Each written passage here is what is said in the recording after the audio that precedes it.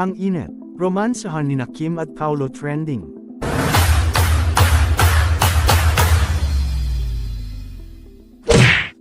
Muling pinainit nina Kim Chiu at Paulo Avellino ang kapaligiran sa kanilang matinding lovemaking scene sa What's Wrong with Secretary Kim.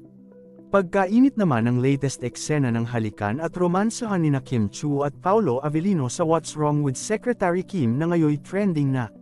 Sa umpisa ng eksena si Kim ang nangakit kay Paulo na napapalunok pa sa matinding pagnanasa. Humantong na nga sa kama ang laplapan at daring na eksena nina Kim at Paulo. Nagpainit pa sa mga nakapanood ang eksenang naghubad si Paulo at nagpakita ng kanyang super hot body at abs. Ayaw namang patalbog ni Kim dahil kitang-kita sa mga paghalik nito ang matinding damdamin as in feel na feel ang pakikipaglaplapan. Sa X, maraming netizen ang nainggit sa hindi lamang kakakilig kundi kakainit na bahagi ng clip mula sa serye. Ang init, ginalingan, best kissing scene tinapatan ang original. Ang galing-galing nila hahaha super kilig feel mo na comfortable claw with each other talo nila ang Korean version galing.